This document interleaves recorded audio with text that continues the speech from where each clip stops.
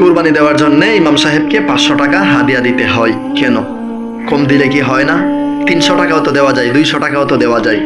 আবার কুরবানির গোশত দেওয়ার জন্য 10 কেজি, 15 কেজি, 20 কেজি, 15-20 কেজি দেওয়া হয়। কেন?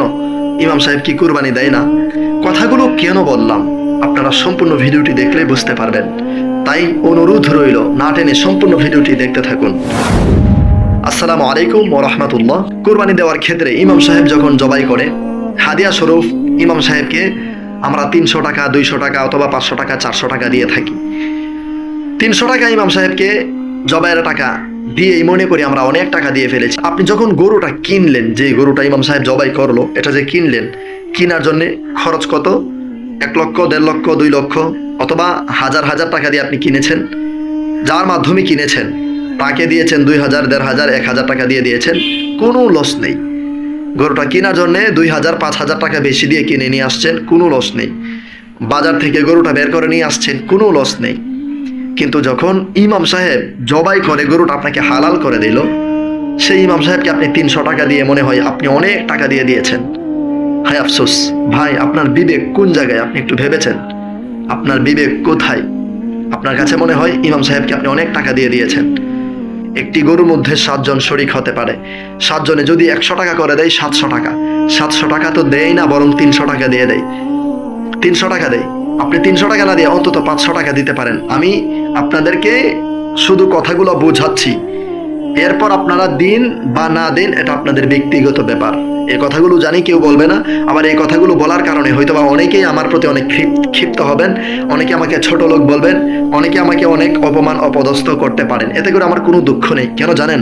আমার এই কথাগুলো বলার পর যদি আমার কোনো মসজিদের সভাপতি ভাইয়েরা, কমিটির ভাইয়েরা, তারা যদি কিছুটা পরিবর্তন হয়, আর এতে করে যদি আমার কোনো ইমাম সাহেব ভাইয়েরা তারা যদি বাকি জিন্দেগি সুন্দরভাবে কাটে, তারা যদি 2টা পয়সা বেশি পায়, সুখে শান্তিতে নিয়ে কিছু গোস্ত নিয়ে খাবার খেতে পারে, পরিবার নিয়ে চলতে পারে, আমি মারা যাওয়ার পরেও আলহামদুলিল্লাহ আমার কথাগুলো বলার কারণে আমার কিছু ইমাম সাহেব ভাইয়েরা শান্তি থাকবে, শান্তিতে থাকতে পারবে, চলতে পারবে। এ কারণে এটা আমার সদগায়ে জারিয়া হয়ে যাবে। আমার শুধু এটাই আপনাদের কাছে অনুরোধ, সামনে কুরবানি, এই কুরবানি এবং ঈদুল ফিতর এবং ঈদুল আদহা, এই 2টা ঈদের মধ্যে ইমাম সাহেবদের আশা থাকে যে আমি কিছু পাবো, মসজিদ থেকে কিছু হাদিয়া পাবো। ইমাম সাহেবরা যদি ইমামতি না করে অন্য কিছু করতেন, মাস শেষে অনেক টাকা হতো। 30-40 হাজার, 50 হাজার টাকা, মিনিমাম 30 হাজার টাকা আর্নিং করতে পারতো। তার থেকে যদি 10-15 হাজার টাকা দিয়ে একটা গরুর মধ্যে শরিক হয়ে যেত, আলহামদুলিল্লাহ কুরবানি দিতে পারতো। আপনারা কি জানেন, সারা বছর কুরবানির আলোচনা করে, ফজিলতের বরকতের কথা বলে নিজেই কুরবানি দিতে পারে না অনেক অসংখ্য মসজিদের ইমাম সাহেব, অনেক মসজিদের ইমাম সাহেব। অথচ তাদেরকে আমরা বেতন দিই কত? আমরা সর্বোচ্চ বেতন দিই 10,000, 8,000, অনেক জায়গায় 5,000, 6,000ও আছে, 12,000, সর্বোচ্চ 15,000, এর উপরে তো নেই। কিন্তু এখান থেকে তিনার নিজের খরচ, পারিবারিক খরচ, ছেলে মেয়ের পড়াশোনার খরচ, সাংসারিক খরচ নাকি কুরবানির খরচ? আপনারা বলেন, একজন ইমাম সাহেব কিভাবে কুরবানি দেবে? অথচ আপনি বলেন ইমাম সাহেবকে 20 কেজি গোস্ত কেন দিতে হবে, 10 কেজি গোস্ত কেন দিতে হবে? ভাই, আপনি হয়তোবা জানেন না, অনেক ইমাম সাহেব সুন্দরভাবে থাকে, কিন্তু গিয়ে দেখেন কোরবানি দেওয়ার সাধ্য নেই। কারণ সাংসারিক হাল টানতে টানতে এদের অবস্থা এমনিতেই একদম নাজেহাল। কোরবানি কিভাবে দেবে তারা? কিভাবে দেবে? আপনি কি জানেন, কখনোই কি খোঁজ নিয়েছেন যে আমাদের ইমাম সাহেবের বাড়িতে, দেশের বাড়িতে কিভাবে চলে? আপনি বেতন দেন কত?